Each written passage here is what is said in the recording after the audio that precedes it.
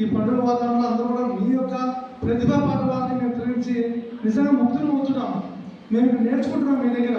నిజంగా చెప్తున్నాం, నాకైతే సేమ్ తెలియదు. I'm very very limited before you. నేను మా రమేష్ సార్కి, మా మేడం గారికి, టీచర్స్కి అందరికీ కూడా నేను మనస్ఫూర్తిగా కృతజ్ఞతలు తెలియజేస్తా ఉన్నాను. ఇటువంటి మంచి అవకాశం నాకు ఇచ్చారు. మీ యొక్క ప్రతిభాపడం చూసేటువంటి అదృష్టాన్ని, తత్వాన్ని తెలుసుకునేటువంటి ఇంపార్టెన్స్ని. ఇందాక కిడ్నీ గురించి, బాడీ గురించి కూడా చెప్తా ఉంటే రియల్లీ వెరీ హ్యాపీ.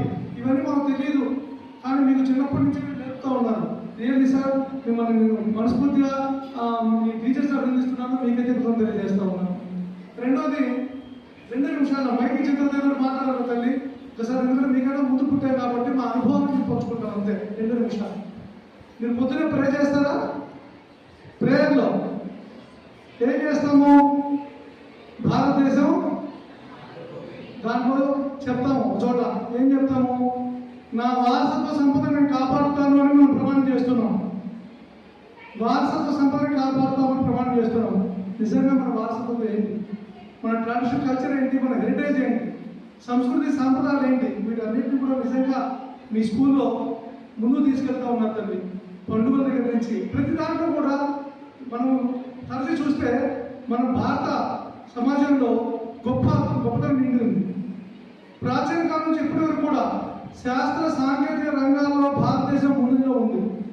ఆ రోజు ఆర్యభట్ట దగ్గర నుంచి ఈరోజు డాక్టర్ అబ్దుల్ కలాం గారి దగ్గర వరకు కానీ, డాక్టర్ లాల్జీ సింగ్ గారి దగ్గర వరకు కానీ, లేదా ఎంతోమంది శాస్త్రవేత్తలు, డాక్టర్ జె నారాయణ గారి దగ్గర నుంచి కానీ, డాక్టర్ జేసీ బోస్ గారి నుంచి ఎంతోమంది ఉన్నారు. మనకు శాస్త్రవేత్తలు మన దేశంలో అందరికన్నా ముందులో ఉన్నారు. ఈరోజు నాసాను మనమే ప్రభావితం చేస్తూ ఉన్నాం. మనము జీవిత పరిణామకరం చూసుకుంటా ఉంటుంటే ఎన్నో మార్పులు. ఈరోజు విలాసమైన జీవితం మనం గడుపుతున్నామని చెప్పండి. ఎంతోమంది శాస్త్రవేత్తలు వాళ్ళ జీవితాన్ని పరంగా పెట్టి మనకు అందించినటువంటి అమృత ఫలాలు ఇవన్నీ కూడా. కాబట్టి ఎందుకు చెప్తున్నానంటే మన వారసత్వ సంపద, వాళ్ళు మనకి ఇచ్చినటువంటి వారసత్వ సంపదను మనం కొనసాగిద్దాం.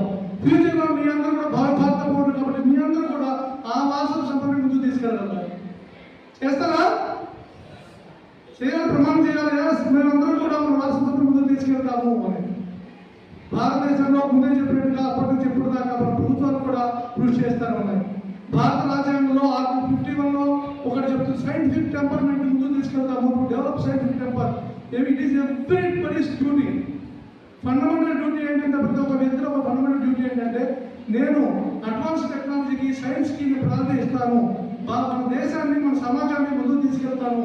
ఈరోజు సమాజం అంటే మన భారతదేశం ఒకటే కాదు, మొత్తం కూడా వసుధైక కుటుంబం లాగా మన ప్రధానమంత్రి మోడీ గారు చెప్తూ వచ్చారు. ఎప్పటి నుంచో ఉంటుంది వసుధైక